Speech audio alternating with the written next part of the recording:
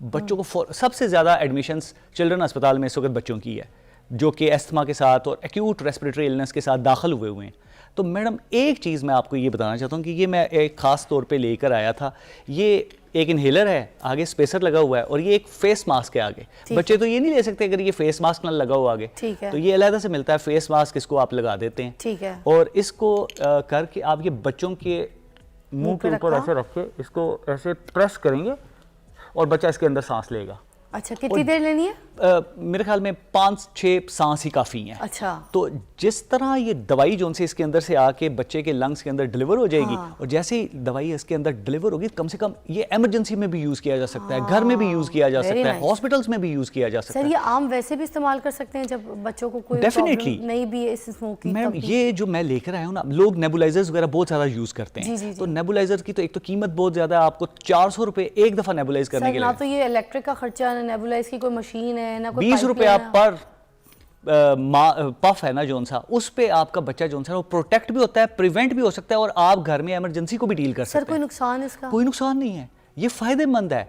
और ये बहुत सारी दवाइयां जोन सी हैं वो खाने से बेहतर है। दवाई तो जाएगी पहले मैदे में। अंदर जो लगानी है, ये आपने क्या लगाई है, मुझे दिखाएं जरा। देखिए मैडम, इस पे क्या असर करती है? जैसी देखिए मैडम, जब ये वाले सारे पर्टिकुलेट मैटर्स वगैरह होते हैं, कार्बन होता है, सल्फर डाइऑक्साइड होती है, नाइट्रोजन डाइऑक्साइड, ये गैसेज हैं। ठीक है। और उसके अलावा गंदी गैसेज हैं, बहुत गंदी गैसेज, क्योंकि अगर ये एक तो है गंदी है, दूसरी टॉक्सिक बड़ी है। अच्छा। और ना सिर्फ लंग्स के लिए, दूसरी जिस्म के हिस्सों के लिए बड़ी टॉक्सिक है। हाँ। जब ये आप इनहेल कर लेते हैं अंदर, तो आपकी जो जाहिर है आपके जो लंग्स होते हैं वो बहुत ही डेलिकेट होते हैं, बहुत डेलिकेट स्ट्रक्चर्स है। उसके अंदर म्यूकस की एक लेयर होती है, वो जाके उसको लग जाती है, और वहाँ पे इंटेंस किस्म की सोजन जो है ना वो डेवलप हो जाती है। सर, ये जो हल्की सी यहाँ जलन होना, ठीक है, सांस फूलना, ये भी इसी स्मोक की वजह से हो रहा है लोगों को? इसकी वजह से होता है। और वो जब स्मोक अंदर जाता है तो वो एकदम एक रिएक्शनरी जो है लंग्स होते हैं ना वो श्रिंक करते हैं। अच्छा। स्पैज़म में चले जाते हैं, जिसको आप वीजिंग कहते हैं, सीटियाँ बोलती हैं सांस के साथ, खांसी आनी शुरू हो जाती है,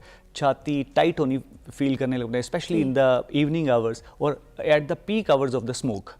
अच्छा। तो एक तो ये है। दूसरी बात ये है कि एस्थमास और COPD जो कुछ पार्टिकल्स होते हैं जो कि सिर्फ नोज में ट्रैप हो जाते हैं। ये सर बता रहे हैं कि स्मोक की वजह से सांस की जो बीमारियां जिस्म में पैदा हो जाती हैं वो कौन कौन सी होती हैं? एक तो उन्होंने एस्थमा भी बताया। एस्थमा जी बहुत इंपॉर्टेंट है। दूसरा COPD है। COPD एक ऐसी बीमारी, एस्थमा आप कजन ऑफ COPD एस्थमा कहते हैं इसे। अच्छा। जैसे जो स्मोकर्स होते हैं ना, हाँ। जो सिगरेट पे फर्ज करें स्मोक बिल्कुल नहीं है, ठीक है, और आप सिगरेट का इस्तेमाल बहुत ज़्यादा कर रहे हैं, शीशा, हुक्का, जिसकी वजह से धुआं अंदर जा रहा है। अच्छा। तो उसकी वजह से परमानेंटली डेवलप्ड एक एस्थमा टाइप कंडीशन हो जाती है जिसको COPD कहते हैं। और ये रिवर्स नहीं होती, क्योंकि एस्थमा तो रिवर्सिबल है, ये रिड्यूस होता है, नॉर्मलाइज हो जाता है 100% पेशेंट। अच्छा। लेकिन COPD परमानेंट है और ये सारी जिंदगी साथ रहेगी। अच्छा। और स्मोक की वजह से COPD डेवलप हो रही है।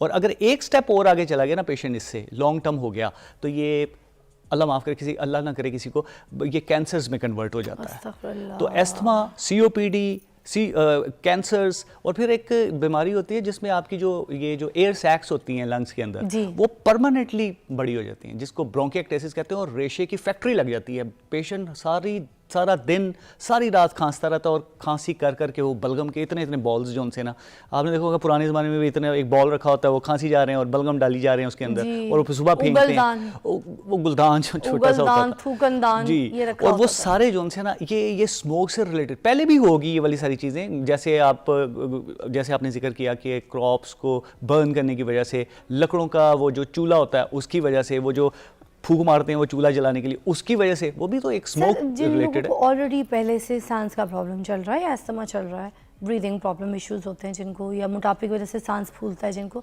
वो इस लंग्स की वजह से कितना मुतासर हो सकते हैं? बहुत ज़्यादा। ये हाई रिस्क ग्रुप है जिसमें वो वाले लोग जो पहले एस्थमा के पेशेंट्स हैं, क्योंकि asthma is a risk factor for another attack.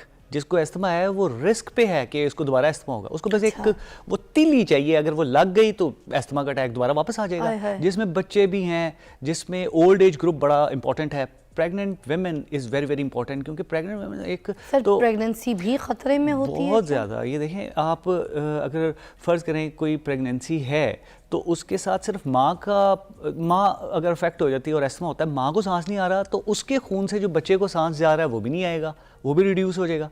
तो अगर ये एक प्रोब है, ये इसको पल्स ऑक्सीमीटर कहते हैं, तो ये अगर आप लगाएं तो इसमें आपको ऑक्सीजन लेवल्स आपके पता चल जाते हैं। और अगर मदर का ऑक्सीजन लेवल 85-80 पे आ रहा है तो बच्चे का तो बहुत ज़्यादा रिड्यूस हो जाएगा, क्योंकि माँ के जरिए तो वो ब्रीदिंग सिस्टम सारा। और वो वाला बच्चा जो अगर फ़र्ज़ करें पैदा होता है तो उस बच्चे को परमानेंट एस्थमा डेवलप हो जाएगा, जो कि अगर कंपेयर किया जाए कि दूसरे बच्चों में जिनके माँ को एस्थमा और बच्चे पैदा होते हैं वो 11 साल की उम्र से पहले ठीक हो जाते हैं। ये जो स्मोक है हमारे लंग्स के लिए कितनी ख़राब होती है, जो बलगम से जम जाता है सीने में। और एक थेरेपी मैंने देखी थी कहीं, जहाँ पर जो है ना आपको झुका के तो खांसी करवाई जाती है, ज़बरदस्ती पीठ पे मारा। What is this all?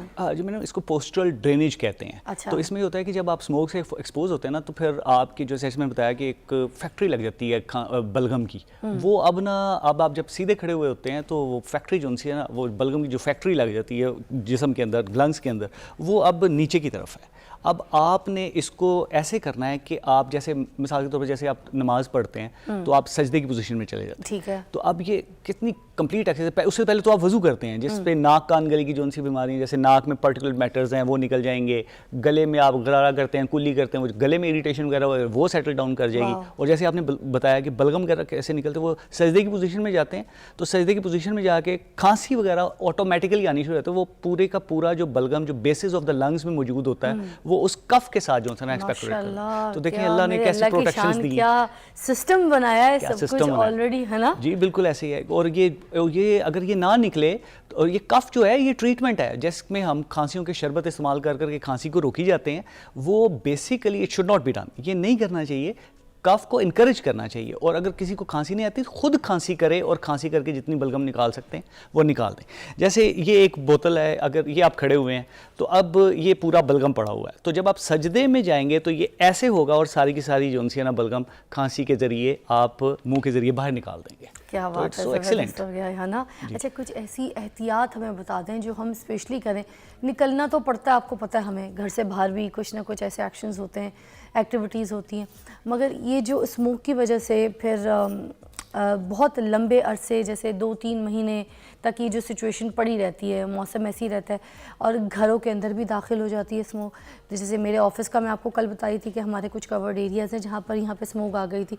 इसमें कितना नुकसान होता है, इसमें क्या करें? क्या हर वक्त ही मास्क पहन कर, घर के अंदर भी मास्क पहन के रखें, ऑफिस के अंदर वाले एटमॉस्फेयर में मास्क पहनना, व्हाट इज़ दिस? मैडम असल में ना ये सारी चीज़ें जो है ना बहुत ज़्यादा आप प्रैक्टिकली इसको नहीं कर सकते। आप घर के अंदर हैं अगर आप, तो ठीक है, आप अपना जो क्लोज रूम में अगर बैठे हैं तो वो आप उसको क्लोज करके रखें, ताकि आप जो कुछ अमीर लोग हैं वो एयर प्यूरीफायर्स लगा लेते हैं। तो हम जैसे हैं, जैसे हम एयर प्यूरीफायर की जगह कुछ पौधे इस्तेमाल कर लेते हैं जो कि एयर प्यूरीफायर्स होते हैं, जैसे मनी प्लांट्स हैं, सी फूड्स हैं, ये जो है प्लांट्स हैं, और ये एक अरिका के नाम से एक कोई प्लांट्स आते हैं, फर्न्स हैं। तो ये जैसे आपके शो में भी ये प्लांट्स वगैरह लगे हुए हैं, तो ये एयर प्यूरीफायर्स हैं, लेकिन ये बहुत रैपिड एयर प्यूरीफाई नहीं कर सकते हैं, क्योंकि जितना कि एयर प्यूरीफायर करता है। मास्क की आपने जैसे बात की, जो हम फेस मास्क आजकल यूज़ कर रहे हैं वो उसकी तो 30% प्रोटेक्शन है, जो कि बड़े बड़े पार्टिकल्स को जो ऊपर से रोक लेगा, कार्बन पार्टिकल्स वगैरह, लेकिन जो गैसेज हैं जो कि डेंजरस हैं उसका तो ताल्लुक कोई नहीं। ये जो छोटे मोटे मास्क हम यूज़ कर रहे हैं, मेरा जो ड्राइवर है ना वो तो कहता है ये जो मास्क वगैरह है इससे मेरा असर नहीं होता, इससे मेरा गला ख़राब हो जाता है। वो जो मोटी चादर होता है वो ऐसे यूँ लपेटता है मुँह के ऊपर, वो कहता है इससे मैं बेहतर हूँ। तो क्या चादर, ये कपड़ा वाला जो मटेरियल होता है, ये बेहतर होता है मास्क वगैरह? जी मैडम, ये क्लोथ मास्क जो यूज़ करते हैं वो भी ऐसे ही हैं जैसे आप फेस मास्क यूज़ कर रहे हैं। लेकिन ये चादर वाला जो जिक्र किया है, ये sometimes it is difficult to tolerate, क्योंकि मास्क ही टॉलरेट नहीं हो रहा होता, वो 2 रैपर्स ऑफ जो क्लोथ करेगा तो उससे तो बड़ा डिफिकल्ट हो जाएगा। तो एक KN95 मास्क मिलता है, सिंपल सा मैडम, वो मगर जैसे तो महंगा सर, हर कोई तो नहीं अफोर्ड कर सकता, आपको पता है, ये भी तो है ना। तो मैं 50 रुपए से 100 रुपए के दरमियान आ जाता है। अच्छा, सस्ता हो गया? सस्ते हो गए ना, जब डिमांड बढ़ेगी तो ये आपको पता है फिर 400 रुपए, 4000 रुपए का बिकेगा। तो इसलिए आजकल तो सस्ता है ये, तो ये बड़ा इफेक्टिव। ये 95 भी तो ये हमारे वो नंबर 2 आ गए थे, आपको याद है, प्लास्टिक की कोटिंग वाले आ गए। मैडम वो पहन लें वही N95, कहीं ना कहीं इससे तो प्रोटेक्शन होएगी। जो मिलते हैं वो आप इस्तेमाल कर सकते हैं, क्योंकि मेजॉरिटी जो उनसे है ना वो ठीक है। जैसे मैं मेयो में काम करता हूँ, बेशक हमें बड़े ज़बरदस्त मास्क दिए उन्होंने, हमें कभी इस तरह की कंप्लेंट्स नहीं हुई। अच्छा। तो बड़े ज़बरदस्त हैं मास्क, और ये अगर आप पहनते हैं प्रोटेक्शन हो गई, काफ़ी हद तक प्रोटेक्शन हो जाएगी। लेकिन गैसेज इसमें भी जो है इनहेल हो जाती हैं, तो उनको प्रोटेक्ट करने का एक ही तरीका है कि प्रोडक्शन को कम करें। एक और आपको मैडम बात बताऊं कि कुछ ना स्मोक टावर्स मुख्तलिफ मुल्कों ने वो भी लगाए हैं। तो अच्छा, स्मोक टावर जैसे आपकी ये होती है ना, ये ब्रिक टावर होता है जो कि स्मोक पैदा करने वाली वो चिमनियाँ होती हैं जो भट्टों में इसी तरह का एक टावर बनाते हैं जिसके अंदर ना नेगेटिव प्रेशर सकर होता है, अच्छा। जो कि एटमॉस्फेरिक एयर को अपने अंदर लेता है, और वो not going out, it's coming inside, that is going inside and there is a circulation of the air within the that circuit. उस टावर के अंदर एयर मूव करती है अराउंड, और वो सारी जो उसमें पर्टिकुलर मैटर गैसेस वगैरह होती हैं वो दीवार पे लग जाती हैं, और प्योर एयर जो उनसे ना वो एक्सपैंड कर देते हैं। और ये एक मेगा जो एयर जो स्टेबलाइजर है ना उसके तौर पर का चाइना में है, इंडिया में है। अच्छा, किन किन ममालिक में? चाइना में हो रही है, और ये इंडिया, चाइना और ये मैक्सिकन्स, ये सारी जो कंट्रीज है, इन्होंने इस स्टेप में, दुबई उसने इस स्टेप में जो है ना वो कन्वर्ट कर लिया। अब तो बड़े माशाल्लाह बड़े ज़बरदस्त काम इसमें किए जा रहे हैं, लेकिन उसके लिए पैसा चाहिए। देखें, पैसा तो हमारे पास भी है, लेकिन सही जगह पे लग जाए ना अगर, तो वो कम कीमत पे बहुत ज़बरदस्त इफेक्टिव रिस्पॉन्स आ सकता है। जैसे आप आर्टिफिशियल रेन कर सकते हैं, एक बड़ा ये लोग कहते हैं आर्टिफिशियल रेन जो है वो कितनी कोई करा देंगे, और इट्स वेरी एक्सपेंसिव। ये बात भी की बहुत है ना। ये तो उन लोगों की हैं बातें जो कि अपनी पब्लिक है ना जो उनको उनके लिए सब कुछ करने के लिए तैयार हैं। तो पैसा इम्पोर्टेंट, देखें अगर आप मतलब आप पब्लिक 25 करोड़ अवाम है, अभी 10 लाख का रायवंड में भी इज्तिमा हुआ है, जितने भी मौलवी साहिबान हैं उनको कहें कि आप प्रोडक्शन करें, आप ये जो पब्लिक सेक्टर है इसमें हमारी मदद करें, पब्लिक को अवेयरनेस होएगी, और वो आपकी अगर बाजू बन जाते हैं तो मैडम मैं आपको लिख के देता हूँ, नामुमकिन चीज़ ही कोई नहीं है पाकिस्तान। बात सही है सर, इतना चंदा भी मिलता है, और चंदा देने वाले कौन है?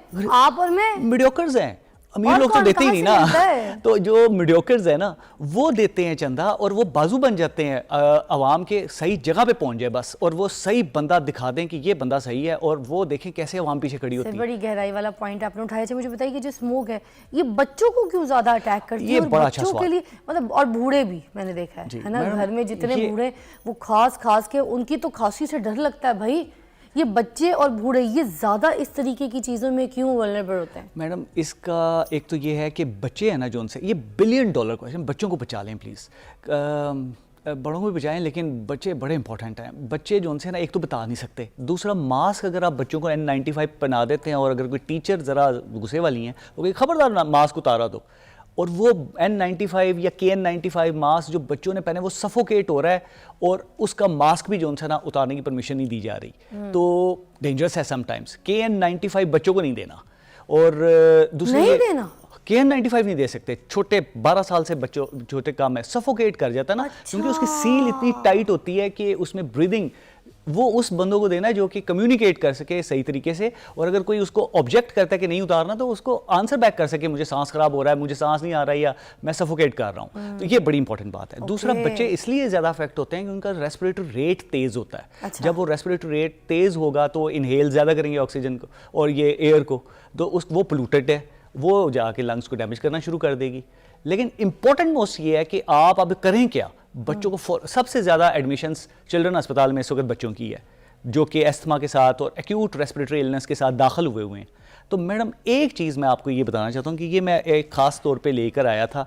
ये एक इनहेलर है, आगे स्पेसर लगा हुआ है, और ये एक फेस मास्क है आगे। बच्चे तो ये नहीं ले सकते अगर ये फेस मास्क ना लगा हुआ आगे, तो ये अलग से मिलता है फेस मास्क, इसको आप लगा देते हैं। ठीक है। और इसको करके आप ये बच्चों के मुंह के ऊपर ऐसे रख के इसको ऐसे प्रेस करेंगे और बच्चा इसके अंदर सांस लेगा। अच्छा, कितनी देर लेनी है?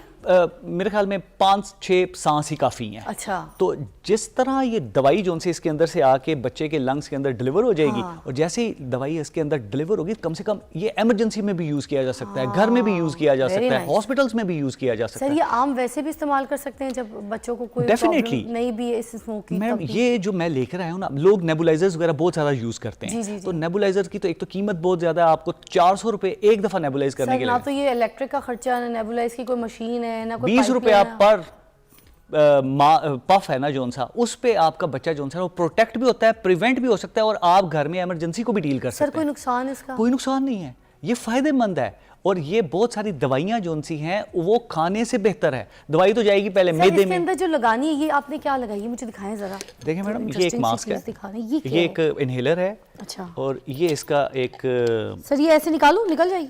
नहीं, ये निकालने की जरूरत नहीं। अच्छा, ये इसके अंदर ही है, दवाई अंदर है इसके। अच्छा, इसके अंदर। हाँ जी। ये अस्थमा में जो दवाई इस्तेमाल होती है वो है? इनहेलर है। अच्छा, इनहेलर है। ठीक है। और ये इसका स्पेसर है। ये इसका स्पेसर, ये आपने कितने के लिए टोटल?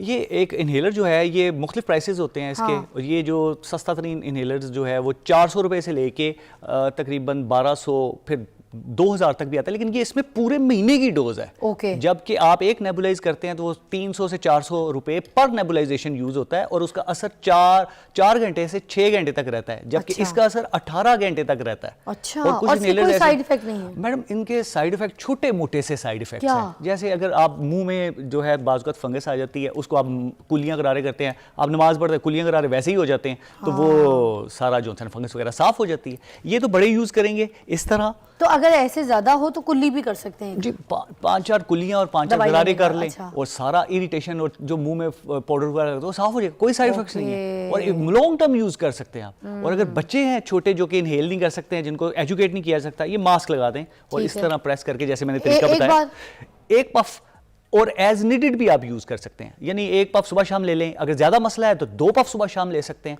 और बीच में भी यूज किया जा सकता है। बाकी भाई हैं जो बाइक वगैरह पे आते हैं, ये भी कर सकते हैं? सब कर सकते हैं। Treatment of first choice in asthma and smoke related मगर हमें जब खांसी हो इनहेलर्स। तब हमने करना है, या फिर उससे पहले भी हम एज प्रिकॉशन? फर्स्ट कफ हुई है ना, इनहेलर स्टार्ट कर दें आप। तो आपको डॉक्टर के पास जाने की जरूरत नहीं। फिर तो सबको हो रही है। इसका मतलब है स्मोक में वैसे भी कर लें। सर इसका तरीका दोबारा बता दें, इनके ऊपर कैमरा कीजिएगा जी। देखें, ये एक इनहेलर है और ये एक स्पेसर है। इधर एक ओपनिंग है, इसको स्पेसर को आप इसको अंदर डाल सकते हैं, और ये स्पेसर में आ गया। और फिर ये बच्चों के लिए आप ये एक मास्क यूज कर सकते हैं, क्योंकि बच्चे उसको एक तरीका होता है उसको फॉलो नहीं कर सकते। करके दिखा दें। तो ये एक मास्क है, तो ये चूंकि बच्चों का मास्क है इसलिए ये मेरे फेस पे फिट इन नहीं होता, बच्चों के फेस पे फिट इन होता है। बड़े साइज का ले लें। और ये बच्चों का है, तो ये आप इसको ऐसे लगाओ कि इसको प्रेस करेंगे तो बच्चा खुद ही सांस ले रहा होता है। तो वो इनहेल कर सकता है इसको। तो ये सारी दुनिया में यूज किया जाता है। और इसी मास्क के साथ 4-5 सेकंड्स जो है वो सांस लेना है। उस 4-5 सांस ले लेगा जब बच्चा, क्योंकि रेस्पिरेटरी रेट का आप इसको इस तरह कर सकते हैं कि आप 5 तक काउंट कर लें। 1 2 3 4 5 उतार लें। उसके 1 मिनट के बाद फिर एक और पफ दे दें। तो ये इट विल रेवोल्यूशनरी चेंजेस लेके आएगा। 2 पफ काफी है? 2 पफ काफी हैं, और अगर जरूरत पड़े तो आप उसको एक्स्ट्रा यूज भी कर सकते हैं। डिपेंड करता है कि आप इनहेलर कौन सा। और अगर ज्यादा सिचुएशन खराब है तो कितने आवरली करना है, कितनी देर के? देखिए, ज्यादा सिचुएशन खराब होने का मतलब है इमरजेंसी। अच्छा, तो फिर इमरजेंसी है, go to the emergency and consult your doctors. Doctor Asif, बहुत बहुत शुक्रिया। एक तो आपने हमें बड़ा अच्छा गाइड किया, दूसरा आपने ये जो टिप बताई है, अभी आई थिंक पूरे पाकिस्तान को उसकी जरूरत है, और it's very cheap, everybody can buy for their kids, for their self. Try this and save yourself. Take a break.